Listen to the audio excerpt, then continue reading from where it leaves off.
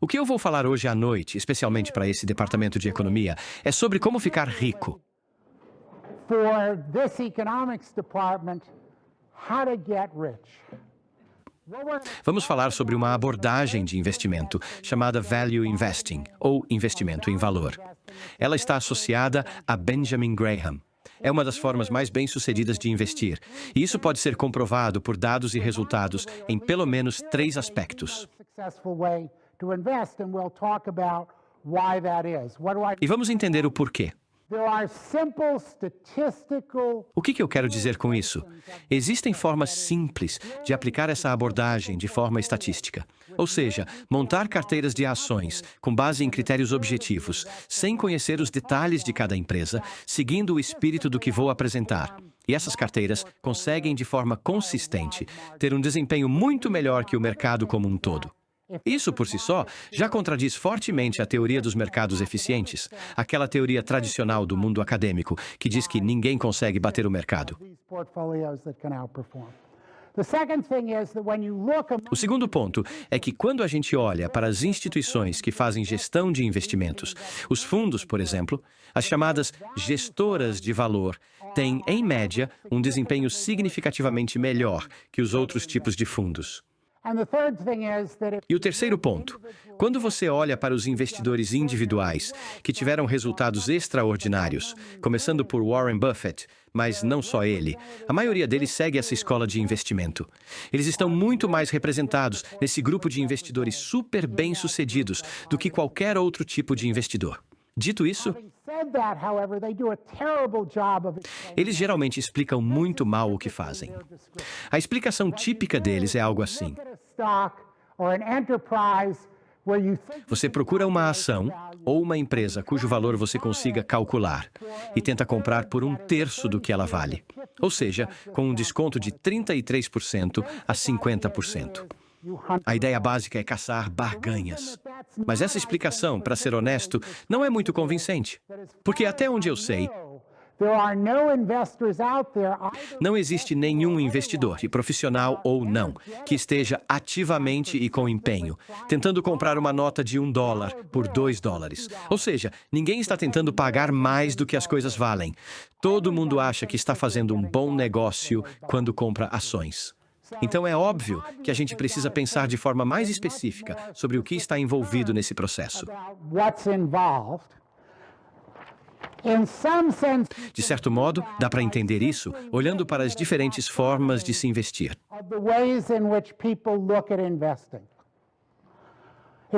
Se a gente começa pelo lado mais acadêmico, tem a teoria moderna de portfólios, que parte da ideia de que ninguém consegue prever o mercado melhor do que os próprios preços já refletem. Então, se você não vai conseguir vencer o mercado, é melhor nem tentar. Simplesmente compre uma carteira que represente o mercado inteiro e controle o risco, ajustando entre essa carteira e um ativo sem risco. Ou seja, investir, segundo essa teoria, é basicamente gerenciar o risco e minimizar os custos de transação. Essa é uma abordagem. Mas também existem pessoas que têm uma visão mais de curto prazo, tentando prever o lucro do próximo trimestre ou do próximo ano, e com base nisso, calcular o valor da empresa. Ou seja, fazer projeções de um ano e procurar barganhas com base nessa estimativa.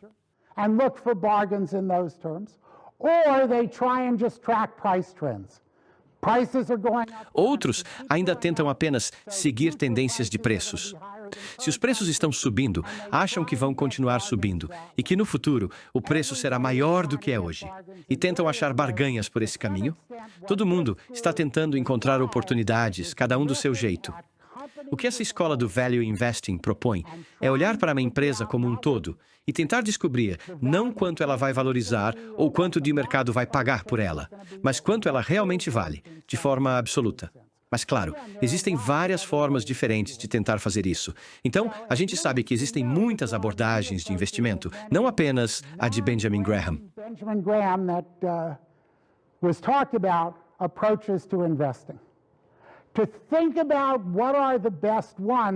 E para pensar sobre quais são as melhores, quero te fazer uma pergunta. Imagino que todo mundo aqui já teve algum dinheiro nas mãos e já tentou investir de alguma forma. Se eu te perguntasse qual é a coisa mais importante que você precisa lembrar quando for investir, o que você responderia? Alguém? Thing to remember when you invest is, what would you say? Anybody? Você pode analisar o fluxo de caixa da empresa. Isso é importante sim, mas não é o mais importante. E quando eu te disser o que é realmente o mais importante, vai ficar absolutamente claro que é isso mesmo. Well, the idea is you're right. Você está certo. A gente deve sempre ganhar dinheiro e nunca perder. Mas, como princípio para guiar uma estratégia de investimento, não fica muito claro como você vai colocar isso em prática. Anybody Alguém else? mais? Risk. You got to pay attention to risk. Risco. Você precisa prestar atenção ao risco. Isso é importante. Mas não é o fator mais importante.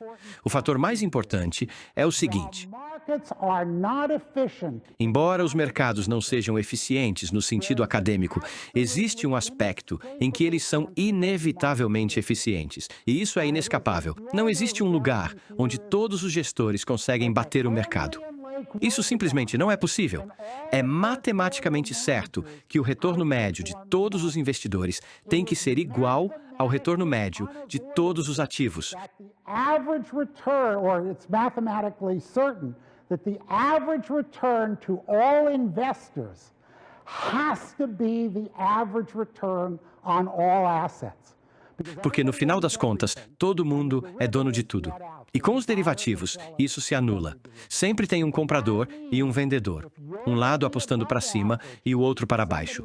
Ou seja, se você quer ficar acima da média, alguém precisa obrigatoriamente ficar abaixo da média. Acho que a melhor forma de pensar nisso, e mesmo que o que eu acabei de dizer seja matematicamente rigoroso, o que vou falar agora não é tão exato, mas captura o espírito da coisa. É o seguinte: toda vez que você compra um ativo, achando que é um bom negócio, que vai trazer um bom retorno ajustado ao risco, lembre-se, tem alguém vendendo esse ativo para você, achando exatamente o contrário. Thinking exactly the opposite. So when you Então, quando você for montar uma estratégia de investimento, e é exatamente por aqui que o Ben Graham começou, você precisa se perguntar: por que eu acho que sou a pessoa certa nesse negócio? I'm the person on the right side of this transaction. And that's what Por que eu estou do lado certo da transação? about tonight. Essa é a pergunta que vai guiar tudo que eu vou falar aqui hoje. E, sinceramente, é a pergunta que deveria guiar suas escolhas de investimentos, seus gestores, sua carteira inteira. Do well here. To think about turning that into an operation. E, para transformar isso em uma abordagem prática, você precisa pensar em como funciona um processo de investimento de forma geral. Well, I can do this. You want to think about what an investment process in its most general sense looks like. First thing you have to do is Primeiro, existem centenas de milhares de ativos e milhões de ideias de investimento por aí. Você não vai conseguir analisar tudo. Então, você precisa de uma estratégia de busca. Algumas dessas estratégias já estão embutidas no tipo de investidor ou na firma. Por exemplo, um gestor de renda fixa só olha para títulos de dívida. Um gestor de ações só busca oportunidades no mercado acionário. Então, muitas vezes, essa primeira etapa já vem definida pelo tipo de investimento que você faz. that search strategy is embedded in what the firm does. Once that search strategy Depois que essa busca identificar algo que vale a pena examinar com mais atenção, você precisa ter uma metodologia para avaliar esse ativo. A estratégia de busca deve te ajudar a encontrar oportunidades onde você provavelmente vai estar do lado certo da transação. E a forma como você avalia deve ser melhor que a avaliação de quem está do outro lado. you are likely to be on the right side of the trade. The valuation approach that you take should be better than the valuation approach of the person on the right side of on the other side of the trade. And just to give you a preview for what's going to happen here, E só para te dar um spoiler do que vem por aí. Felizmente ou infelizmente, o que todo mundo nessa escola, em Columbia, em Harvard, está ensinando sobre avaliação de empresas é, na prática, uma péssima abordagem. and we're going to talk about that. E nós vamos falar sobre isso. A terceira etapa é fazer uma pesquisa ativa, olhar indicadores complementares, analisar seu próprio histórico de decisões, fazer investigações focadas para coletar informações relevantes. E você precisa fazer tudo isso de forma eficiente e completa, para que esse processo não te coloque em desvantagem. E se der tempo, vamos falar também sobre a última etapa, como gerenciar o risco. Esses são os 4 passos de qualquer estratégia ativa de investimento, ou até mesmo passiva. A diferença é que, na passiva, como quem compra um índice de mercado, você simplesmente faz menos pesquisa. Então, vamos falar de cada uma dessas etapas com mais calma. Começando pela primeira, qual é o tipo de estratégia de busca que te coloca do lado certo da transação? To put you on the right side of the trade.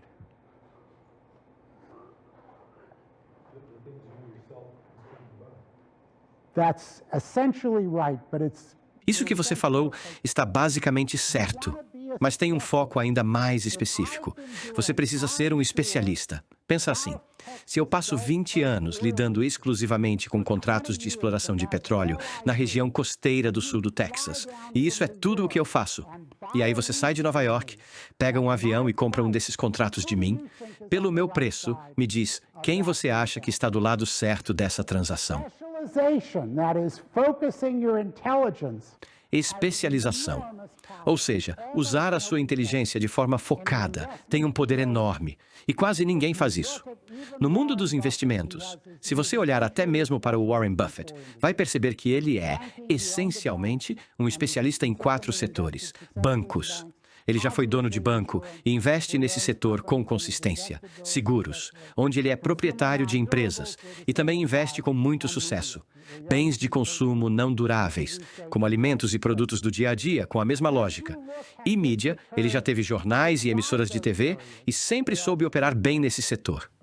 Se você analisar o desempenho dele fora dessas áreas, ainda é bom, mas não chega nem perto dos resultados que ele teve nos setores onde é especialista.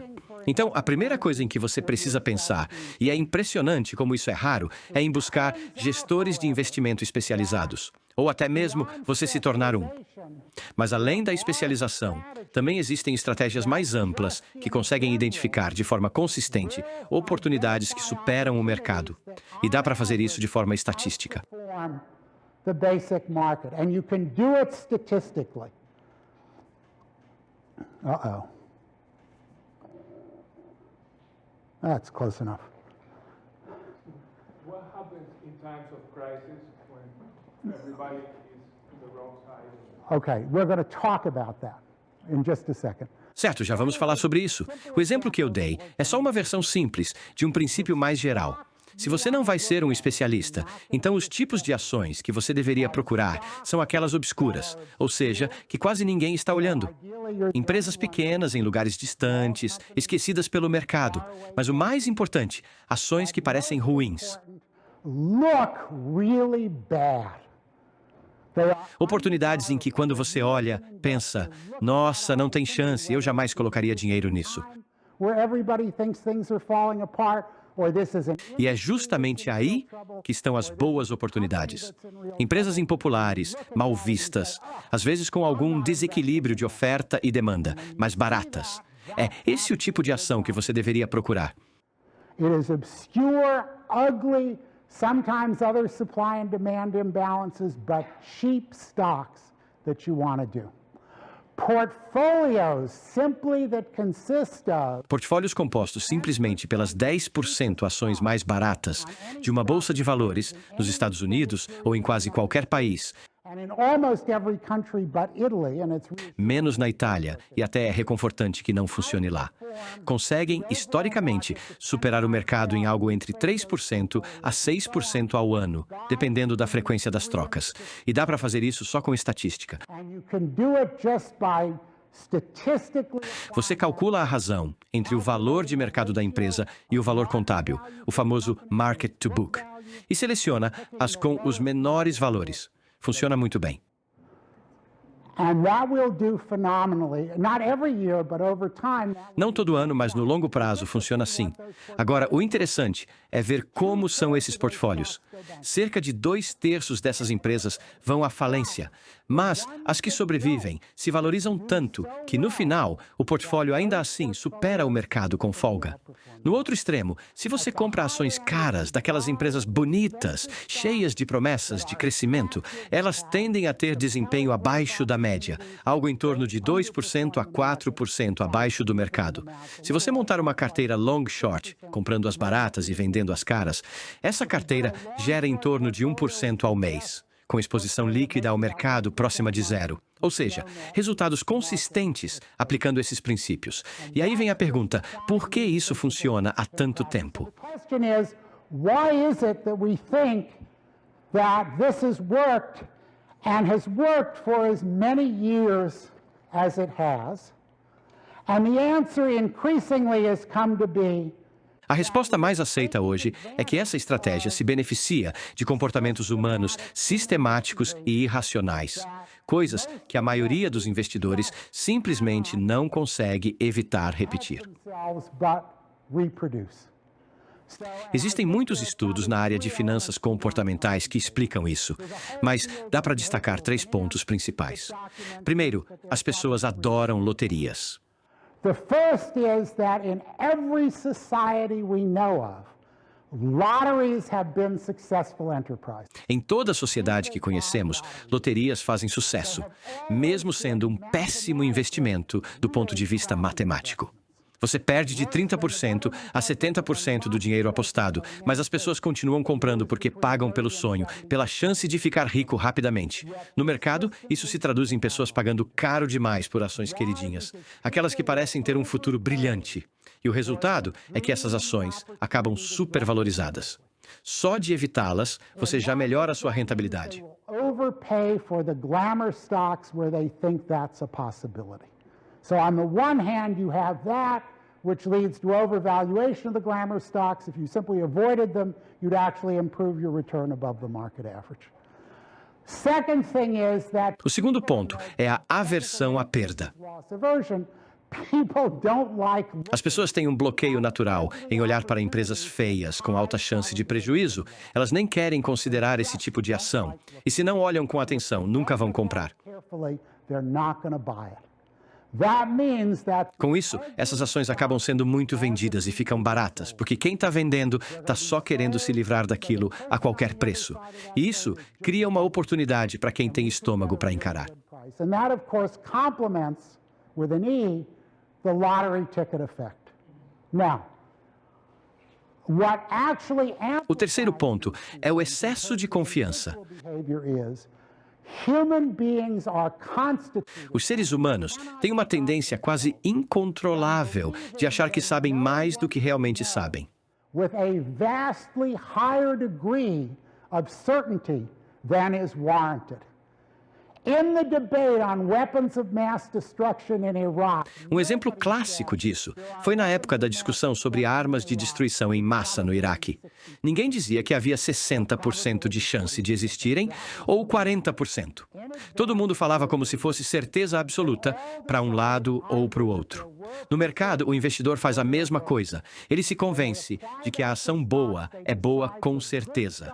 E a ação ruim é ruim com certeza, mesmo quando nada disso é garantido. bad stocks for certain, and nothing is certain. Now, this kind of behavior Essa certeza excessiva amplifica tanto a supervalorização das ações queridinhas quanto a subvalorização das ações feias. Esse comportamento é tão forte que tem até experimento para provar. to look through eye holes into a dark room at luminous squares. Um clássico da psicologia colocou pessoas em uma sala escura, olhando por um buraquinho para dentro de outro cômodo, onde havia quadrados luminosos. Disseram a elas que os quadrados estavam entre 30 centímetros e 6 metros de distância. Didn't tell them is they had a complete set of squares from that big to that big that they chose at random. E pediram que estimassem a distância, colocando também uma margem de erro. O truque era que os quadrados eram escolhidos aleatoriamente, não havia padrão nenhum. E o que aconteceu? Plus or minus 9.5 feet. As estimativas foram completamente desconectadas da realidade. Mas, mesmo assim, as pessoas davam as respostas com confiança total, dizendo algo como 4 metros com margem de 30 centímetros. Ou seja, em uma situação de incerteza total, as pessoas inventam certeza. E isso se repete nos mercados todos os dias. That's going to amplify the overvaluation of the glamour stocks and amplify the undervaluation of the ugly stocks. Os pesquisadores até tentaram explicar isso para quem participava do experimento, mostrando os diferentes tamanhos dos quadrados, e depois refizeram o teste. Mas as pessoas continuaram dando respostas super precisas, com margens de erro só um pouco maiores. As pessoas até aprendem um pouco, mas não muito. E esse tipo de comportamento individual pode ser explorado de forma sistemática. E é justamente o que você faz quando compra ações feias, baratas e impopulares e evita aquelas da moda. But they don't learn much. And those individual behaviors are things you can take advantage of systematically, and you do when you buy the ugly undervalued stocks and portfolios of those stocks and stay away from the overvalued glamour stocks. Now, you would think that institutions might. Agora, talvez você pense que as instituições financeiras corrigiriam esse tipo de irracionalidade, mas os dados mostram o contrário. Elas amplificam esse comportamento. And you underperform. Se você é um gestor de portfólio e tem um desempenho ruim, os clientes geralmente aceitam, desde que você não vá muito pior do que a média. E como todo mundo está comprando as ações da moda, qual é o jeito mais seguro de se proteger? Comprar as mesmas ações da moda. What these companies Na hora de fazer marketing, os fundos e as gestoras falam dos grandes acertos, dos bilhetes premiados que compraram, mas nunca contam da empresa quase falida, que compraram barato e que deu a volta por cima. Ou seja, na hora de vender o produto, os portfólios são montados para agradar o instinto do investidor e não necessariamente para gerar o melhor retorno. Tudo isso mostra que o comportamento das instituições acaba reforçando o comportamento irracional dos indivíduos. evidence we have is that institutional behavior amplifies this individual. Então, se você quer ter uma estratégia de busca realmente eficiente, só tem 2 caminhos. Ou você se especializa profundamente, ou procura ações baratas, feias, esquecidas e impopulares. E, se possível, faz os 2. Agora se pergunte, quantos investidores realmente fazem isso? Investors actually do that, and the answer is vanishingly small. A resposta é quase nenhum. Mas esse é só o primeiro passo de uma estratégia ativa, de investimento bem-sucedida. Esse passo ajuda a encontrar ações que podem ser boas oportunidades. E se depois de muito estudo e análise você concluir que elas estão de fato baratas, você vai ter uma boa explicação do porquê aquela oportunidade apareceu para você. Ou seja, uma justificativa racional para acreditar que sim, aquela ação provavelmente está mesmo barata. Only to you. It is a rationale for why if you find this is a bargain, it probably is a bargain. And the search strategy will get you 80 to 90%. Só esse processo de busca já resolve de 80 a 90% do caminho. Essas carteiras estatísticas superam o mercado, em média, em cerca de 4% ao ano, nos últimos quase 50 anos. Mas, se você não quiser apenas montar um portfólio estatístico simples, se quiser realmente adicionar valor, então precisa saber, entre essas oportunidades que você identificou, quais são as barganhas reais e quais são apenas aparentes, que provavelmente não valem o que parecem valer. And that is what valuation is all about. E é disso que se trata o valuation. Então, uma vez que você identificou, você fez sua busca. Ela produziu uma oportunidade. E agora, você precisa avaliar essa oportunidade. E existe uma abordagem de Graham e Dodge, ou do Value Investing, para fazer isso. Mas para pensar sobre isso, você precisa começar com uma ideia de como as pessoas, na prática, avaliam as coisas. Is an idea of how people in practice value things. Quando alguém começa a trabalhar em Wall Street, o que ele vai ver é que, na maioria das vezes, as pessoas fazem uma estimativa de algum fluxo de caixa contínuo. Pode ser lucro, lucro líquido, Cash flow. Either earnings, net income, ou lucro antes de juros e impostos, earnings before interest and taxes with accounting amortization. ou lucro antes de juros e impostos com amortizações contábeis adicionadas de volta, ou ainda isso com depreciação e amortização adicionadas. E então, aplica um múltiplo. E esse múltiplo vem, sabe-se lá de onde, mas presumivelmente é o múltiplo pelo qual ações comparáveis em termos de fluxo de caixa estão sendo negociadas. Mas o que significa ações comparáveis? Significa que elas precisam ter a mesma força econômica e posição, estar no mesmo ponto do ciclo econômico, ter o mesmo nível de alavancagem e risco, e, portanto, o mesmo custo de capital, ter mais ou menos a mesma qualidade de gestão e as mesmas perspectivas de crescimento. Prospects. Lots of luck finding things that have that degree of accuracy. Boa sorte tentando encontrar coisas com esse nível de precisão. Então as pessoas simplesmente aplicam múltiplos de maneira descuidada e dizem, ok, isso vale 10 vezes o EBIT, ou isso vale 12 vezes o lucro antes de juros, impostos, depreciação e amortização. Ou, desculpa, 7 vezes isso. Se você está fazendo isso, precisa estar ciente de que está fazendo o que todo mundo faz. E isso não te dá nenhuma vantagem.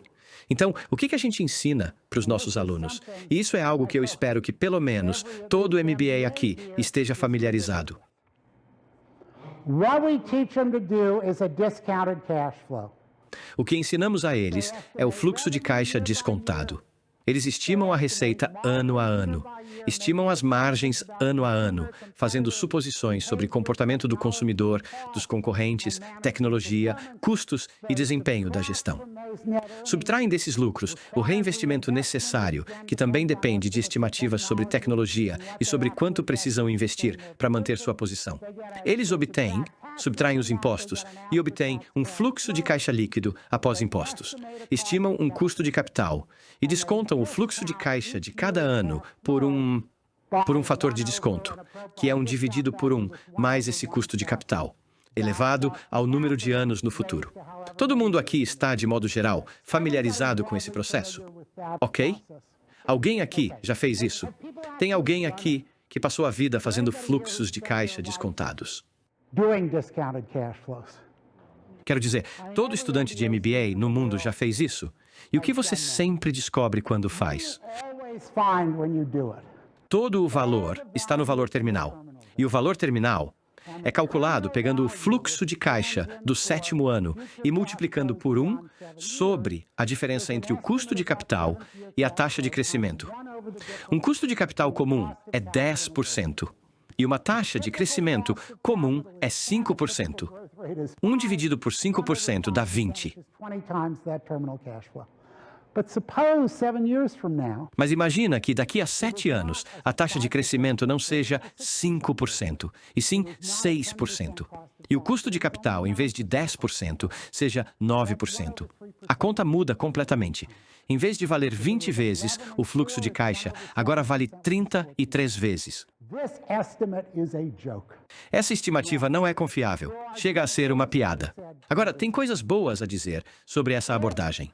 Se você soubesse quais são os fluxos de caixa e soubesse qual é o fator de desconto apropriado, isso te daria a resposta certa sobre o valor daquilo. Em teoria, é o jeito certo de fazer. Além disso, é importante entender que essa abordagem incorpora as avaliações por múltiplos. A diferença é que, em vez de aplicar o múltiplo diretamente, você está aplicando ele no valor terminal, depois de estimar toda uma série de fluxos de caixa. On the other hand, Por outro lado, na prática, isso é uma coisa incrivelmente estúpida de se fazer, stupid thing to do. Especially in terms of what's happening. especialmente considerando o que está acontecendo do outro lado da transação. The first problem with doing this is O primeiro problema de fazer isso é que ignora uma informação crucial. Não existe nenhum ponto nesses modelos de fluxo de caixa descontado ou de valor presente líquido em que se analise com atenção o balanço patrimonial. cash flow models or net present value models where you look carefully at the balance sheet. The balance sheet is, in a sense, the most O balanço patrimonial é, de certo modo, a informação mais confiável que você tem, porque é o que está de fato lá. Algo que os contadores podem olhar hoje. Se você não está olhando para o balanço, e eu estou, não o tempo todo, mas o suficiente, deve ficar claro que uma parte significativa das vezes, essa informação do balanço vai ser decisiva. E eu vou estar do lado certo da transação e você vai estar do lado errado. Então, qualquer técnica de investimento que ignore uma informação crucial não é uma boa forma de avaliar coisa alguma. O segundo problema aqui é tão sério quanto, ou até mais sério que o primeiro. Mas não é mais complicado, e é justamente o motivo pelo qual esse valor terminal, que é tão mal estimado, destrói o valor dessa abordagem. Se você pensar nesses cálculos de valor presente líquido, o que eles fazem é estimar fluxos de caixa futuros, aplicar pesos a eles, que diminuem quanto mais distantes estiverem no tempo, e somar tudo. E o valor terminal representa os fluxos de caixa muito distantes. Mas o que você está fazendo aí? Está pegando uma informação muito boa, que são os fluxos de caixa de curto prazo, e uma informação muito ruim, que são os fluxos distantes, e somando tudo. E quando você soma informação ruim com informação boa, o que acontece? A informação ruim domina. Não existe nesse modelo nenhuma tentativa de separar o que você sabe com confiabilidade do que você sabe, mais ou menos, daquilo que é praticamente só uma torcida ou um sonho na hora de estimar o valor de um investimento. In this framework to segregate what you know reliably from what you know semi-reliably from where the prayer and a dream is in estimating the value of this investment. The third problem with the NPV approach. O terceiro problema com a abordagem de valor presente líquido é um pouco mais sutil, mas só um pouco. Quais são as suposições que você faz ao estimar esse valor presente líquido? Vamos falar da Ford Motor Company. Eu preciso saber as margens de lucro da Ford. Preciso saber as vendas da Ford nos próximos 7 anos e, portanto, a taxa de crescimento das vendas.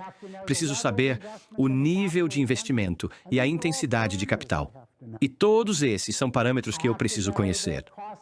Preciso saber o custo de capital ao longo desse período e outras variáveis. Quantas pessoas acham que sabem tudo isso sobre a Ford pelos próximos 30 anos? Agora, por outro lado, existem coisas que eu consigo afirmar com razoável confiança sobre a Ford Motor Company no futuro. Vamos começar por aí. Vai existir uma indústria automotiva global viável? Sim, vai. E eu digo isso com tanta certeza, porque em 1967 eu era estagiário e trabalhei como analista de orçamento para a recém-criada Administração de Transporte Urbano.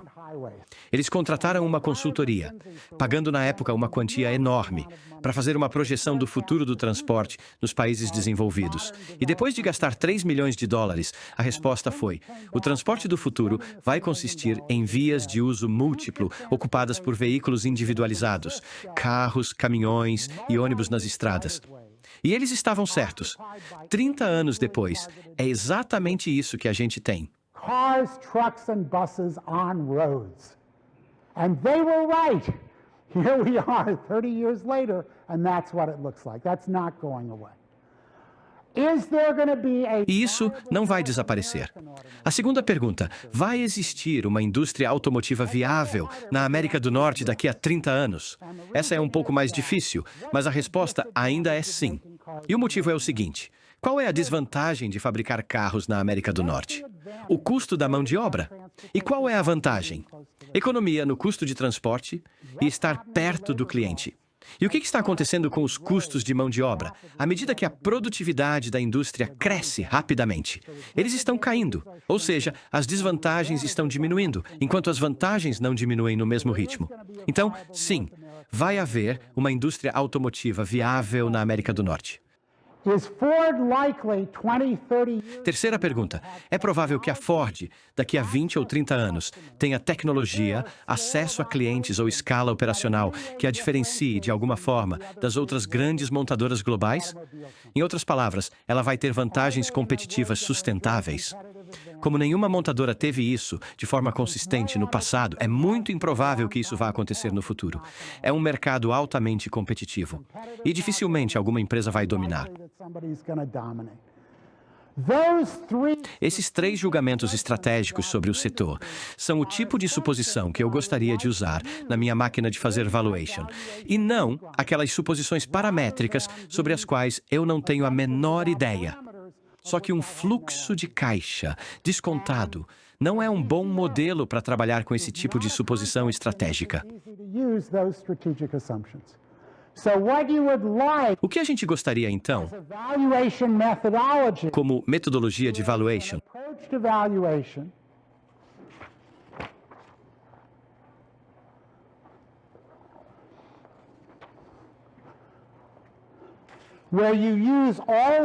é de uma abordagem onde você usa todas as informações disponíveis, organizando por grau de confiabilidade e por suposições estratégicas.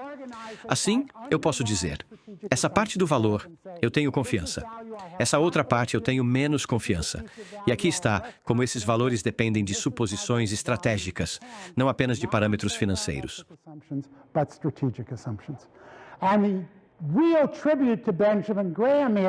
E o verdadeiro mérito de Benjamin Graham é que, nas décadas de 1920 e 30, ele desenvolveu uma forma de fazer exatamente isso, e de maneira surpreendentemente simples.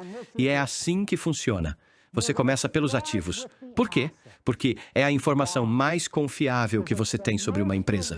Você pode ir até lá e ver com seus próprios olhos as fábricas que estão registradas no balanço, o portfólio de produtos que ela comprou, as contas a receber, o estoque. Tudo isso está lá. Você não precisa fazer projeções.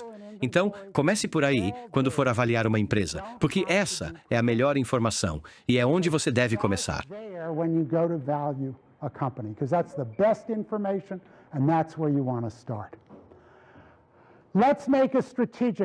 Vamos fazer uma suposição estratégica. Se essa empresa não for economicamente viável, como você vai avaliar aquele balanço? Pelo valor de liquidação. Porque se ela não for viável, vai acabar sendo liquidada. E esse é o valor que você vai conseguir recuperar. Pode até ser uma liquidação organizada, com algum lucro no caminho, mas é assim que você vai pensar. Agora, se for uma empresa em um setor economicamente viável, como a Ford, como você vai avaliá-la? A resposta é, pelo custo de reprodução daqueles ativos, da forma mais eficiente possível. Por quê? Porque se o setor é viável, as pessoas precisam estar dispostas a investir nele. E para estarem dispostas a investir, elas precisam ter um retorno pelo menos igual ao custo desse investimento.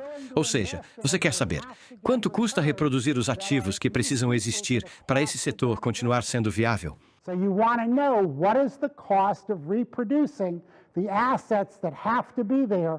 Então você olha para os custos de reposição dos ativos. Você simplesmente vai descendo o balanço patrimonial. Começa com o caixa, que é fácil. Contas a receber. Vai ser um pouco maior do que o número que está no balanço, porque como você repõe contas a receber? Você tem que vender para os clientes. E sempre tem algumas perdas. Inventory, it's going to be Estoques, mesma coisa. Não vai ser pelo método do custo das últimas saídas. Vai ser pelo método das primeiras saídas. Porque é assim que, na prática, você teria que gerar esse estoque. Para as fábricas, você vai considerar o custo de construir uma igual hoje. E aí, a vantagem é que o conhecimento da indústria que você já vem acumulando pode ser usado de uma forma direta, que o outro lado da transação não está usando. Eu vou te dar um exemplo. Suponha que o principal ativo dessa empresa seja uma refinaria de petróleo, com capacidade de, digamos, 100 mil barris por ano. E que o custo de construir uma nova refinaria por barril de capacidade seja cerca de $20 mil. Isso colocaria um valor de $200 milhões nessa refinaria. É assim que você quer avaliar essa refinaria? E a resposta é não.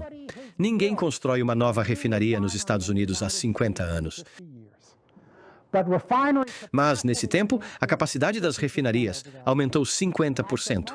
Na margem, então, qual é a forma mais eficiente de repor capacidade de refino?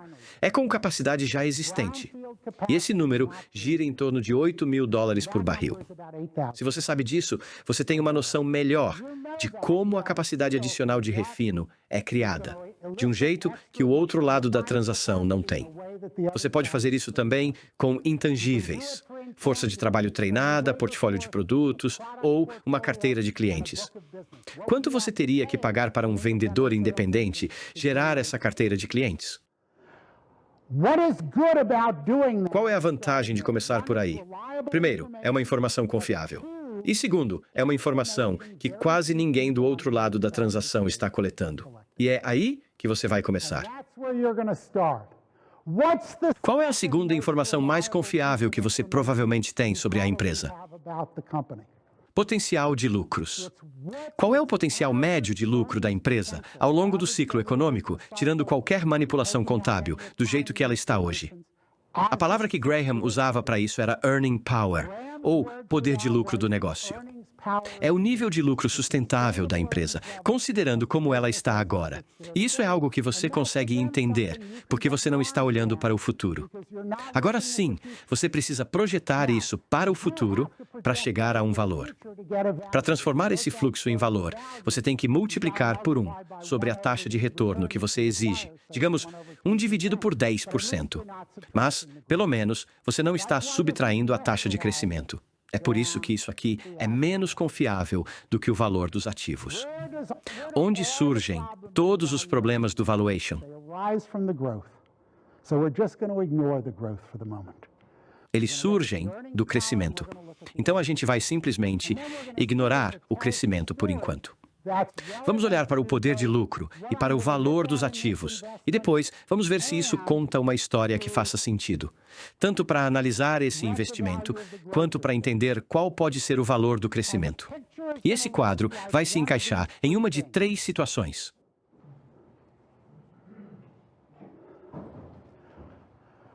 Case A. O caso A é aquele em que, digamos, eu tenho 6 bilhões de dólares no valor de reposição dos ativos e eles geram 200 milhões por ano de lucro líquido sustentável, ou seja, distribuível.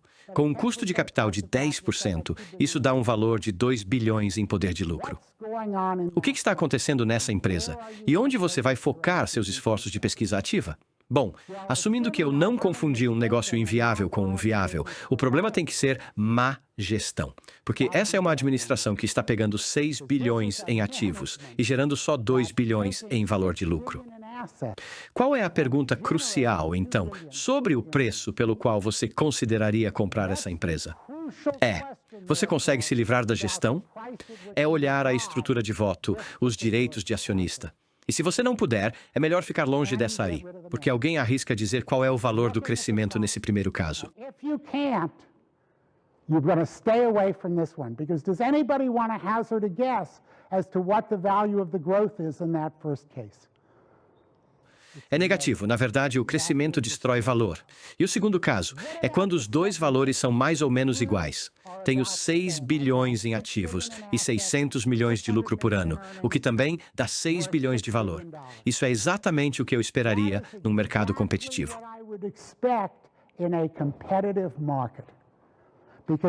Porque se eu pudesse gerar 10 bilhões em lucros com só 6 bilhões de investimento para repor os ativos, o que todos os concorrentes fariam? Eles entrariam no setor, empurrariam os preços para baixo ou dividiriam o mercado em partes menores. Com certeza, iriam pressionar as margens. E eles não parariam de entrar nesse mercado até que esse valor extra desaparecesse. Isso é exatamente o que você deve esperar de uma empresa operando de forma razoavelmente eficiente num mercado competitivo. E essa é uma história que você pode confirmar com dados. Agora, o que é particularmente bom no que eu estou fazendo aqui, que o outro lado da transação não está fazendo? E que um modelo de fluxo de caixa descontado nem chega perto de conseguir. Eu tenho 2 observações independentes sobre o valor dessa empresa e posso cruzar essas informações. Tenho o valor de reposição dos ativos com base no balanço e tenho uma estimativa do poder de lucro convertida em valor. E eu sei que esses 2 números deveriam ser parecidos. Agora, em alguns casos, o valor dos ativos vai ser muito mais estável do que o valor do poder de lucro. Como em empresas de recursos naturais, por exemplo, onde os preços flutuam muito, mas os ativos são mais estáveis. Em outros casos, como em empresas de manufatura leve, onde há muitos ativos intangíveis, O valor do poder de lucro vai ser mais confiável porque os lucros são mais estáveis. Mas mesmo nesses casos, o valor dos ativos te mostra quanto de proteção patrimonial você tem em relação a esses lucros. Já no primeiro caso, o valor do poder de lucro te mostra se existe um nível de resultado razoável que sustente o valor patrimonial. Se você está analisando essas duas coisas e o outro lado da transação não está, e o cara que só usa fluxo de caixa descontado não tem ideia de nada disso, você vai estar do lado certo da transação.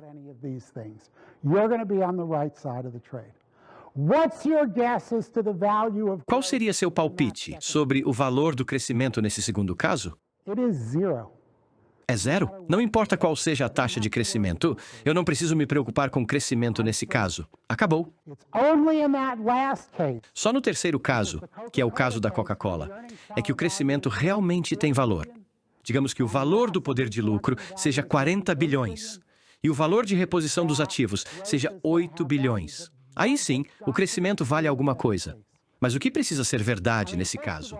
Primeiro de tudo, o que vai determinar o valor de uma empresa como a Coca-Cola? É saber se esses lucros são sustentáveis. E isso vai depender da situação econômica do setor. São aqueles fatores estratégicos que você pode identificar. Se esses lucros não forem sustentáveis, mais cedo ou mais tarde, você vai acabar sendo empurrado de volta para os ativos. Ou seja, a pergunta crítica nesse caso é: qual é a natureza da economia do negócio? Nesse último caso, as perguntas críticas são econômicas, e é ali que você vai fazer uma pesquisa mais focada. E é o único caso em que o crescimento tem valor. Então, ao começar com essa decomposição, eu posso agora falar da estimativa menos confiável de valor, que é o crescimento. To talk about the least reliable estimate of value here, which is the growth over there. E tem algumas coisas que você deveria entender se pretende investir em crescimento ao longo da sua vida. Essa é a atividade de beber e dirigir do mundo dos investimentos. Entenda que o valor do crescimento é o menos confiável de todos. Ele é altamente sensível às suposições. E como vimos antes, os dados mostram que essas são as ações queridinhas, as glamour stocks, pelas quais as pessoas sistematicamente pagam caro demais. No passado, os investidores de valor só queriam o crescimento se fosse de graça. Mas, no mínimo, quando você for considerar o crescimento, tem que entender quando ele realmente gera valor para o investidor. E o crescimento tem seu lado bom e seu lado ruim. For investors. And there are good things about growth and bad things about growth. O lado bom é que um fluxo de renda crescente, como quem recebe aumento com frequência sabe, vale mais do que um fluxo de renda estável. O lado ruim, que quase todo mundo ignora, é que crescimento exige investimento. E isso significa que a cada momento você tem menos daquela renda disponível para gastar, porque parte está sendo reinvestida. A pergunta é, em que momento o lado ruim supera o lado bom? E se você pensar direito, a resposta é simples. Eu não vou olhar para uma taxa de crescimento. O que eu vou olhar é para um investimento de 100 milhões em crescimento. Bom, se eu investir esse dinheiro, tenho que pagar um retorno justo para quem forneceu o capital. O que é um retorno justo? É o que seria necessário para atrair esse dinheiro de forma voluntária para esse projeto. Isso é o que chamamos de custo de capital. Então, eu tenho que pagar esse custo. Vamos dizer que seja 10%. Então, esse crescimento financiado por 100 milhões precisa gerar mais do que 10 milhões por ano, que é o retorno exigido por quem investiu. So the growth funded by this 100 million had better more than cover the 10 million a year that you have to pay those investors. If you have a crappy management investing that... Se a gestão for ruim, ou se o investimento for feito em desvantagem competitiva, você vai conseguir gerar esses 10%? Com sorte, talvez só 5%. E aí, os lucros vão parecer estar crescendo, mas o retorno de 5 milhões sobre os 100 milhões investidos, menos os 10 milhões que você tem que pagar de retorno, dá um valor líquido de menos 5 milhões.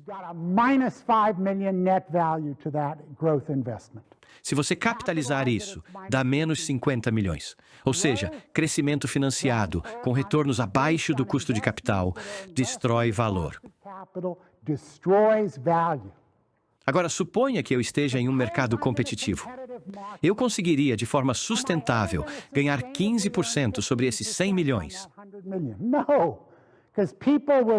Não. Porque se tem gente disposta a fornecer dinheiro por 10%, empreendedores vão pegar esse dinheiro, investir a 15% e isso vai atrair mais competição. E esse retorno de 15% vai cair. E os novos investimentos só vão parar quando esse retorno extra desaparecer. Ou seja, em um mercado competitivo, em média, você vai ganhar 10%. Vai pagar 10%. Vai ganhar 10 milhões e pagar 10 milhões.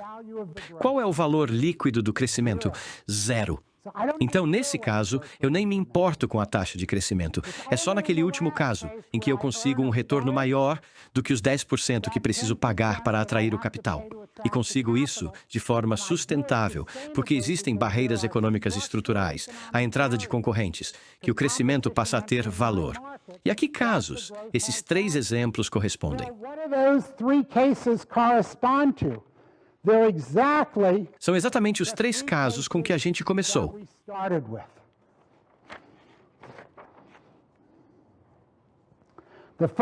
O primeiro é aquele em que os ativos valem menos que o poder de lucro gerado. É o caso da má gestão, da empresa operando em desvantagem competitiva. Nesse caso, é melhor ficar longe, a não ser que você tenha certeza de que consegue tirar a gestão, porque eles podem queimar o valor dos ativos tentando crescer a qualquer custo. É aí que os investidores de valor se dão mal. Eles olham os ativos, acham que encontraram uma joia e esquecem que tem ali um time de gestores energéticos, porém míopes e vaidosos, ocupados destruindo o valor o mais rápido possível. No segundo caso, o que eu faço em relação ao crescimento? Nada. Não importa. O crescimento não gera valor. Eu não preciso me preocupar com como a Ford vai crescer, porque ela está em um mercado competitivo. O que importa é o valor da Ford hoje, porque os investimentos futuros, em média, só vão render o custo de capital. Eles não vão criar valor. É só no último caso que o crescimento gera valor. Então, a última coisa, ou talvez a principal, que essa abordagem de valuation faz é te mostrar em quais casos o crescimento realmente importa e quando talvez faça sentido pagar por ele.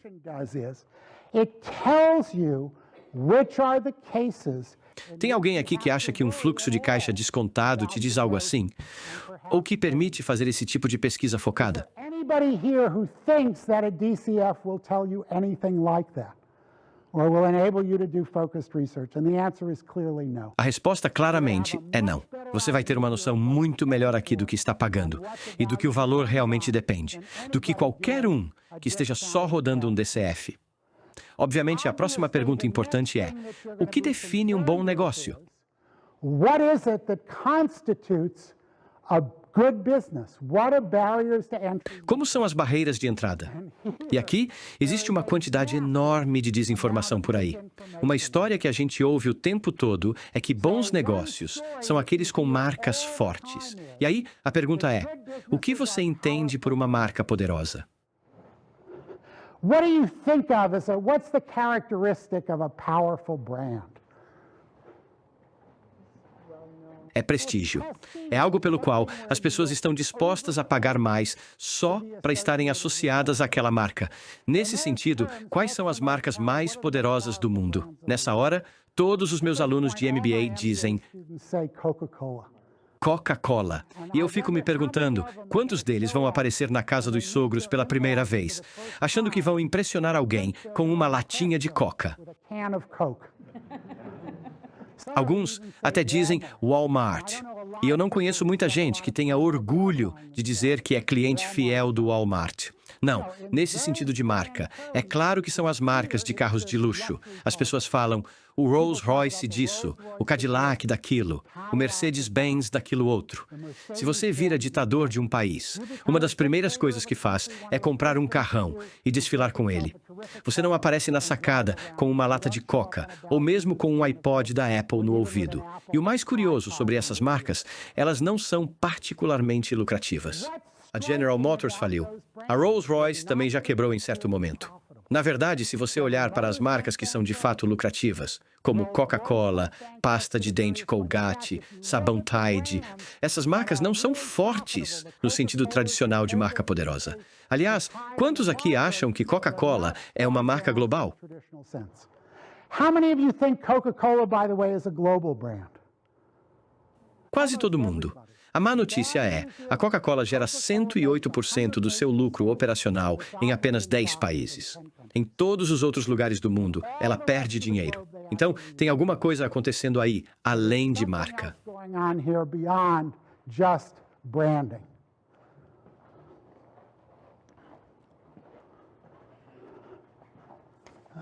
What do I do with my... Well, there's something else Bom, that you tem outra coisa que a gente ouve o tempo todo, e é algo contra o qual vocês realmente deveriam ser alertados. Porque é o tipo de ideia que gera empolgação fora de lugar. As pessoas falam sobre vantagens do primeiro a chegar, o famoso primeiro mover advantage. Mas se você olhar para a história dos primeiros a chegar, a maioria foi dizimada. A Microsoft não foi a primeira nos sistemas operacionais de PC. Foi uma empresa chamada CP/M. O VisiCalc inventou as planilhas eletrônicas. Depois foi destruído pela Lotus 123, que foi destruída pela Microsoft. A Apple foi superada pela IBM, depois pela Compaq, depois pela Dell. É muito raro que o primeiro a chegar sobreviva. Então, não se trata de chegar primeiro. Se você acha que isso é o suficiente, todos os dados mostram que não é. Agora, tem outro modelo famoso para definir o que é um bom negócio. E eu não sei quantos de vocês já ouviram falar, que são as 5 forças de Michael Porter. Now, the other model for defining good businesses is, and I don't know how many of you are familiar with this, is Michael Porter's 5 forces. How many people have been exposed to that? Quantos aqui já viram isso? Ele é um estrategista de negócios muito conhecido. Ele classifica os mercados com base em 5 forças. Mas qual é o problema fundamental com esse modelo? Ele tem 4 forças a mais do que precisa, e na prática é uma perda de tempo. E por que eu digo isso com tanta confiança? Porque se você lê o livro dele, o primeiro capítulo é sobre as 5 forças. O segundo capítulo é sobre estratégias genéricas, estratégia de custo baixo, estratégia de nicho. E o curioso é que esses 2 capítulos não têm absolutamente nada a ver um com o outro. Ou seja, quando ele realmente começou a pensar em estratégias, as 5 forças foram, com toda razão, jogadas pela janela. Então, se a gente quer pensar no que é um bom negócio, o jeito mais sensato de começar é pensar no que é um mau negócio. Is to start by thinking about a bad business. And this is the one that I hope does not give people a free zone of horror because it comes from your freshman microeconomics course. E aqui vai um exemplo, que eu espero que não cause calafrios em ninguém, mas vem da sua aula de microeconomia, no primeiro semestre da faculdade. Negócios de commodities são maus negócios. Por quê? Porque se você tem um período como o da imagem lá de cima, em que o nível de preços no mercado te permite produzir num volume onde o custo médio fica abaixo do preço, então você está tendo um lucro econômico puro, com retorno sobre o patrimônio de 15%, 20% ou mais. O que acontece logo depois nesse mercado? Os concorrentes começam a entrar para aproveitar esses retornos. Na maioria das vezes, são os próprios competidores existentes que expandem. E à medida que eles entram, o que acontece com o preço? What happens to the price? Gets driven down. O preço começa a cair. Primeiro, ele cai abaixo do ponto de custo mínimo dos produtores menos eficientes, e só os mais eficientes sobrevivem. Esses são mercados de competição implacável. E agora eu vou compartilhar com vocês uma lição que provavelmente vai ser a mais valiosa da noite. Na prática, claro, o preço não para no custo médio mínimo. As empresas colocam capacidade produtiva e essa capacidade fica lá. Agora, quantos aqui têm filhos? Ok. Esses filhos um dia vão querer um bichinho de estimação. Qual é a coisa mais importante que você precisa saber sobre essa decisão, que é igualzinha à decisão de investir em capacidade? É que é muito mais divertido comprar um gatinho do que afogar ele depois. Se você comprou aquele gatinho, agora ele é seu. Confie em mim. Do mesmo jeito, quando a capacidade entra nesse tipo de mercado, ela tende a ficar por muito tempo. E aí você passa longos períodos com retornos abaixo da média. De vez em quando tem momentos emocionantes, mas na média, esse não é um bom tipo de negócio. E o que dizem para você logo no primeiro curso de administração? Se você se encontrar num mercado assim, Level business school course to do if you find yourself in this kind of business. They tell you to differentiate. dizem que você tem que diferenciar seu produto. Mas isso não resolve o problema. Porque se você pensar bem, o que um produto diferenciado te dá?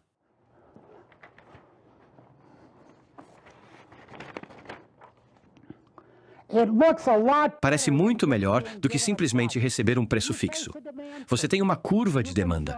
Pode cobrar caro e vender poucos carros, ou cobrar barato e vender muitos. Mas vamos supor que a gente comece com o gráfico lá de cima, onde a curva de demanda está naquele ponto, e eles decidem vender a um preço lá onde está a estrela mais afastada. E esse preço, que é o que eles de fato recebem, está acima do custo médio, ou seja, eles vão reportar lucro. Para dar um número real, nos anos 1960, a General Motors teve retorno de 46% sobre o capital investido. Mas o que acontece em seguida nesse setor? Vamos dizer que o mercado seja de carros de luxo. Os europeus olham para esse mercado e dizem: eu tenho essa tecnologia, tenho acesso a esses clientes, também posso fazer isso. E entram no mercado. E aí, mesmo que o preço não caia, o que acontece com o número de unidades que a General Motors vende naquele preço antigo? what happens to the number of units General Motors sells. It goes down. Cai. E o que acontece com o custo fixo por unidade? Ele sobe. O custo variável não está caindo. O preço não está subindo. O que acontece com a margem de lucro por carro? Está caindo. E o número de carros vendidos? Também está caindo. Os lucros estão diminuindo. Nos anos 1970, a margem de lucro da General Motors caiu para 28%. E o que aconteceu depois nesse mercado? Os japoneses olharam para ele e vieram a Acura, a Infiniti e a Lexus. E quando é que esse processo de entrada para? Ele para quando a oportunidade de lucro desaparece. É exatamente igual ao que acontece com produtos de commodity. Só que nesse caso, você é minado de uma forma diferente. Eles vão fatiando o mercado em pedaços cada vez menores, seus custos fixos sobem, e é isso que elimina a oportunidade de lucro. Mas a verdade é, enquanto não houver barreiras à entrada, essa oportunidade de lucro vai desaparecer. Então, o que uma empresa realmente boa precisa ser, no fundo? Precisa ser um negócio protegido da concorrência de forma sustentável. E o mais interessante é que esse tipo de empresa tem características fáceis de identificar. Não é ciência de foguete. On a sustainable basis. And it turns out that those businesses have easily identifiable characteristics. It's not rocket science.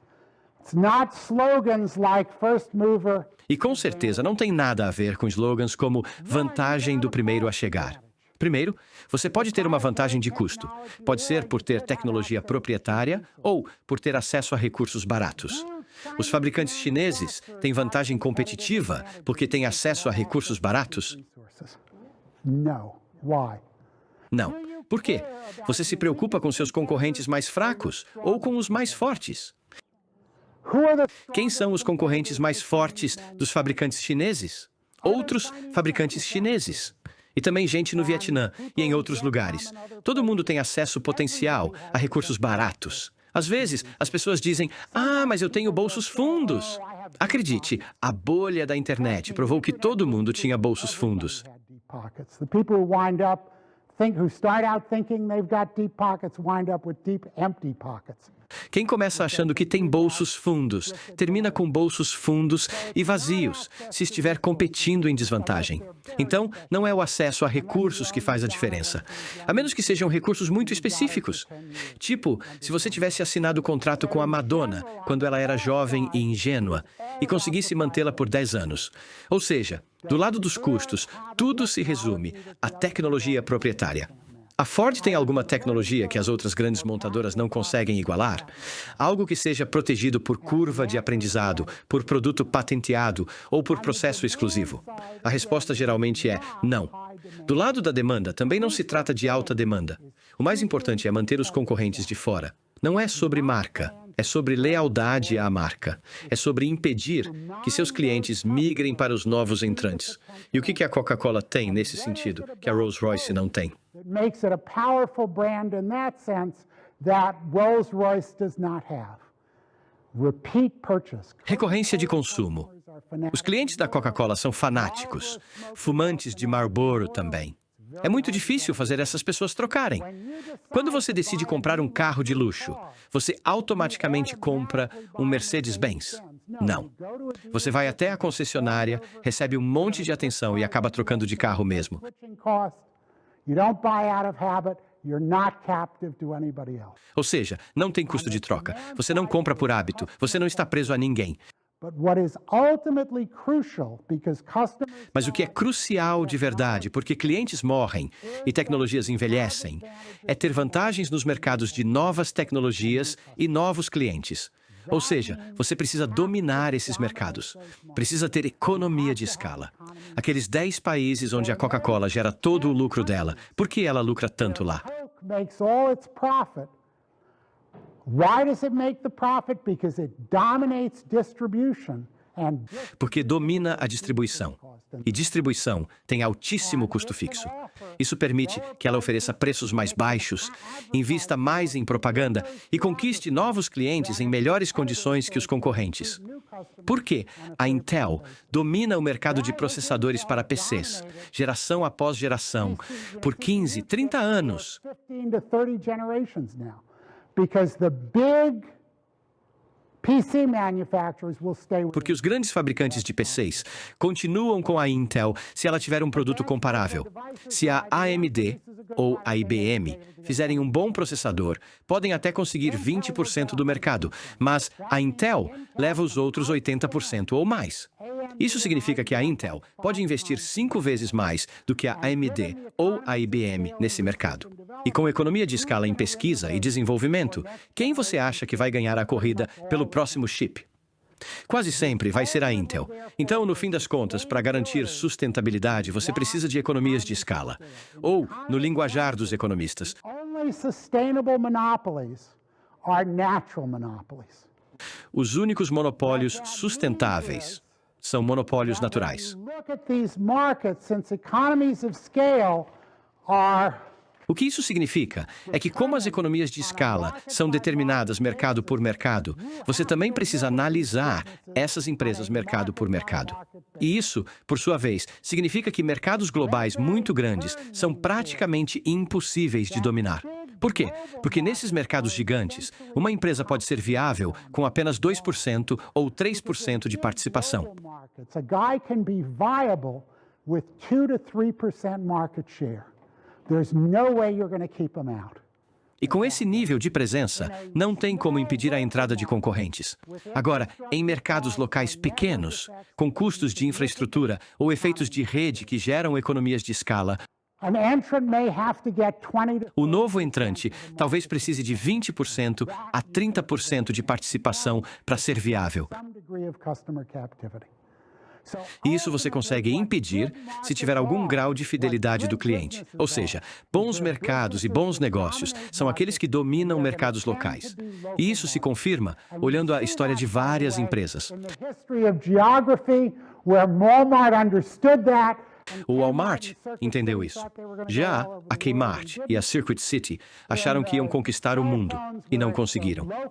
Mesma coisa nos celulares. Quem venceu foram as antigas operadoras locais, as chamadas Baby Bells, e não a AT&T, a Sprint ou a Deutsche Telekom, que eram globais. Se você olhar para a indústria de PCs, quem ficou com o dinheiro?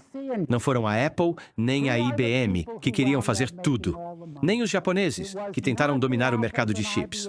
Foram as empresas focadas, a Oracle nos bancos de dados, o Google na busca, a Intel só em processadores, a Adobe em fontes e a Microsoft, que começou só com o sistema operacional e depois cresceu pelas bordas, onde suas vantagens competitivas ainda faziam efeito. by the way, just in operating systems, and then they expanded around the edges where their competitive advantages applied.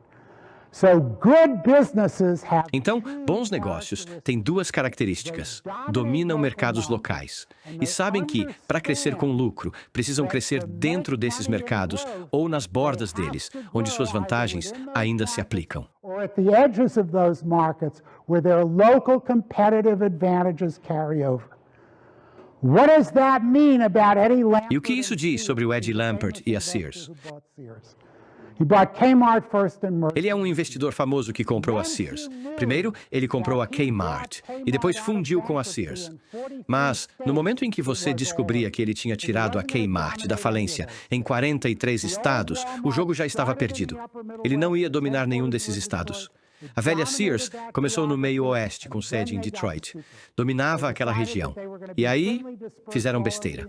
Resolveram se espalhar por todos os Estados Unidos. E o Walmart engoliu eles região por região. So good businesses Ou seja, bons negócios pensam pequeno e pensam localmente, seja no espaço geográfico, seja no espaço de produto. E esse é o segredo que investidores como Buffett entendem. Agora, é verdade. Ainda assim, não é fácil fazer o valuation dessas empresas, mas pelo menos você agora tem um princípio para aplicar. but at least you have a principle to apply. And I'm going close to finishing here. If it doesn't dominate a market, Se a empresa não domina um mercado, ela não tem esse tipo de potencial de lucro, nem tem como erguer barreiras à entrada. Então você faz o valuation com o valor dos ativos e poder de lucro, e termina por aí. Mas se ela domina um mercado, aí o processo muda completamente. E eu vou dar só um gostinho disso, porque já estou estourando o meu tempo e não quero segurar vocês por muito mais. I don't want to keep you here too long.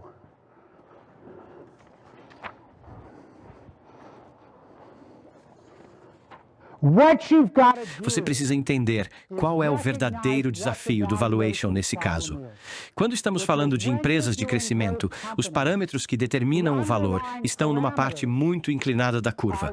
Então, pequenos erros na estimativa da taxa de crescimento ou do custo de capital geram enormes distorções na estimativa de valor. E você acaba se convencendo de qualquer besteira se fizer isso, igual ao que acontece num DCF. yourself into almost any stupidity if you do that. It's like a DCF. Então, o que você precisa fazer é não olhar para o valor, mas sim olhar para o retorno. Value space, and this is what Buffett and other people do that they'll never tell you about. E é isso que o Buffett e outros fazem, mas nunca contam para você. Price. Você tem que pensar assim: pelo preço atual, qual retorno eu posso esperar desse investimento? E aí você precisa entender de onde vem esse retorno. Being careful about what your return is coming from. That you want to verify that it is in fact dominating a local market. Verificar se a empresa realmente domina um mercado local, se tem histórico de retorno acima do custo de capital, estabilidade de participação de mercado e vantagens competitivas sustentáveis. Comece com o retorno sobre os lucros. Pegue os lucros sustentáveis, por ação ou totais, e divida pelo preço. Se a empresa negocia a 12 vezes o lucro sustentável, isso dá um retorno de 8,5% ao ano. Depois, pergunte: quanto desse retorno é distribuído para você?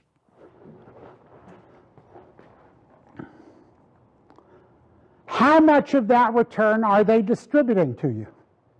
So Walmart, for example, trades at about O Walmart, por exemplo, negocia a cerca de 15 vezes os lucros. Isso dá 6,5% de retorno. O dividendo é de cerca de 2,5%. Então você começa com isso. O dividendo mais os buybacks. O quanto daquela rentabilidade está sendo de fato entregue a você. Digamos que seja metade. Você tem um retorno em dinheiro de 4%. Agora, o que eles fazem com os outros 4%? Eles reinvestem. Você deve investigar cuidadosamente onde esse dinheiro está indo. Se eles estão investindo abaixo do custo de capital. Por exemplo, expandindo na Alemanha ou na Coreia, onde estão em desvantagem frente aos varejistas locais. Eles não vão ganhar dinheiro. Agora, se estão abrindo lojas em regiões que já dominam, usando a infraestrutura que já têm, aí dá para calcular esse retorno. E ele costuma ser de 18% contra um custo de capital de 9%. Ou seja, cada dólar investido ali vale $2. Então, olhe para a média do retorno desses investimentos e divida por uma estimativa simples do custo de capital. Se estão rendendo 15% e o custo de capital é 10%, cada dólar reinvestido vale 1,50. E se isso representa os outros 4%, o valor disso é 6%. Somando, você tem 4% de retorno em dinheiro. 6% de retorno sobre reinvestimento. E ainda tem o crescimento orgânico, que vem de graça. De onde vem esse crescimento? Do próprio crescimento do PIB. Quanto é isso no caso do Walmart? Quase nada. Comece com o crescimento do PIB nos UA. Digamos 4%. Depois pense, esse crescimento vem de pessoas ricas ou de trabalhadores? Se for de pessoas ricas, cresce mais. Se for da classe trabalhadora, que é o público do Walmart, cresce menos, subtraia 3%. Agora pense, na margem, as pessoas gastam mais com serviços do que com bens. E o Walmart vende bens em sua maioria. Subtraia mais 0,5%. No fim, o crescimento orgânico do Walmart talvez seja de 0,5%. E ele exige quase nenhum investimento, porque basta ter estoque, que já é compensado pelas contas a pagar. Ou seja, você tem um retorno em dinheiro, um retorno de reinvestimento e um retorno de crescimento orgânico. Existem ações como a Nestlé, por exemplo, que são incrivelmente seguras e oferecem um retorno total de 11% a 12%. E dá para confirmar isso olhando o histórico, os fundamentos, os ciclos. Durante o boom das commodities? Nada. Durante a crise? Nada. É uma empresa com nível de segurança acima da média, oferecendo 12% de retorno. Isso é uma decisão de compra sensata, e dá para aplicar esse raciocínio em várias ações.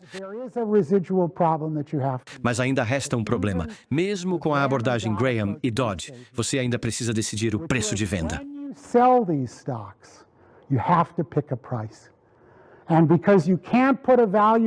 E como você não consegue estimar o valor com precisão, sua decisão de venda nunca vai ser muito boa. Qual é a política de venda do Buffett? Ele nunca vende. Em alguns casos, isso é uma tremenda burrice.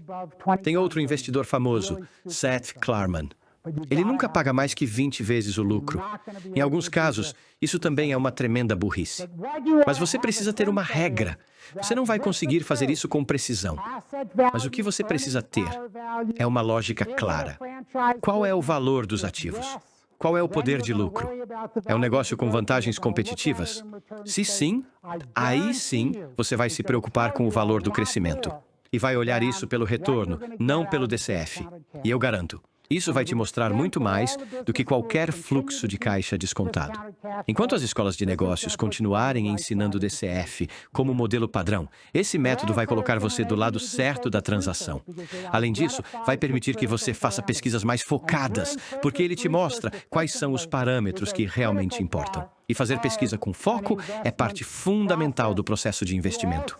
Você também precisa olhar evidências complementares. E se fizer tudo isso bem feito, pode ser que nem tenha tanto risco assim para gerenciar. Sobre gestão de risco, só quero dizer duas coisas. Primeira, você não pode descentralizar isso. Você tem que fazer por conta própria. Por quê? Porque se o gestor A está se protegendo contra o risco B e o gestor B está assumindo o risco B, um anula o outro e você está pagando taxa para os dois. Meu primeiro trabalho em finanças foi analisar os fundos de pensão da AT&T. Eles tinham 200 gestores. A gente, lá no Bell Labs, foi chamado para investigar. A primeira coisa que fizemos foi perguntar, em uma semana qualquer, quanto do que um gestor estava comprando, outro gestor estava vendendo? Descobrimos que 90% das movimentações eram só trocas de ações entre os próprios gestores. Ou seja, não havia mudança de estratégia nenhuma. E dos novos aportes que entravam no fundo, 93% iam direto para comprar índices, sem nenhuma análise ou decisão ativa. Ou seja, você estava pagando 1,5% ao ano em taxas e custos para fazer gestão ativa de apenas 7% da carteira. E mesmo assim, só uma pequena parte disso envolvia decisões reais. O resto era basicamente compra e venda entre os próprios gestores. Com risco, acontece a mesma coisa. Você precisa fazer de forma centralizada. E existem 3 coisas básicas que você precisa fazer para evitar perda permanente de capital. And you want to look at, there are basically 3 things you want to do to prevent permanent impairment of capital. Cuidado na hora de comprar. Fique longe dos momentos de euforia e das ações da moda. Nada destrói capital mais rápido do que pagar $1 por algo que vale 50 centavos. O erro já acontece na compra. It's gone at the purchase decision. Second thing is you have to be diversified. Diversifique. Essas ações baratas, muitas quebram. Você não pode ter um portfólio com 1 ou 2 ações só. Evite a alavancagem, porque ela transforma perdas temporárias em perdas permanentes. Então, se você tiver uma boa estratégia de busca, com especialização e ações feias e baratas, se tiver uma boa metodologia de avaliação, a abordagem Graham e Dodd, se fizer pesquisa com foco, tiver cuidado com os próprios erros e souber gerenciar riscos para evitar destruição permanente de capital, você não vai ser tão rico quanto o Warren Buffett.